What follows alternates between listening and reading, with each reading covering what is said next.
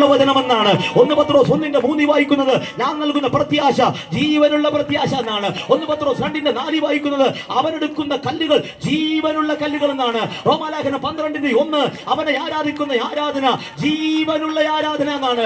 എബ്രായ ലേഖനം 10:19 അവൻ തുറക്കുന്ന വഴി തന്റെ ദേഹം എന്ന തിരശീലയിലൂടെ നമുക്ക് പ്രതിഷ്ഠിച്ച ജീവനുള്ള പുതുവഴി എന്നാണ്. യോഹന്നാന്റെ സുവിശേഷം 7:38 അവൻ തുറക്കുന്ന ഉറവ അവൻ നൽകുന്ന ജലം ജീവനുള്ള ജലം എന്നാണ്. വെളിപ്പാട് പുസ്തകം 2:10 അവൻ നമ്മുടെ തലയിൽ അടിക്കുന്ന കിരീടം മുൾക്കിരീടമല്ല ജീവനുള്ള കിരീടം എന്നാണ്. വെളിപ്പാട് 22:1 വാക്യം സിംഹാസനത്തിന്റെ നടുവിൽ നിന്നും ദൈവത്തിന്റെയും കുഞ്ഞാടിന്റെയും സിംഹാസനത്തിന്റെ നടുവിൽ നിന്നും ഒഴുകി വരുന്നത് ജീവജലത്തിന്റെ ഉറവയാണെങ്കിൽ ഇന്ന് രാത്രി സകല വാതിലുകളും അടഞ്ഞവരായി എന്നെ കേൾക്കുന്നു. എല്ലാ വഴികളും അടഞ്ഞവരായി എന്നെ കേൾക്കുന്നു. ആരൊക്കെ വഴി അടഞ്ഞവരായി എന്നെ കേൾക്കുന്നു. ഇന്ന് രാത്രി ഞാൻ ഉറപ്പ് നൽകുന്നു, യേശുവിനെ ജീവനോടെ ആരാധിച്ചാൽ അവൻ ഒരുക്കുന്നതും ജീവനുള്ളത് തന്നെയായിരിക്കും.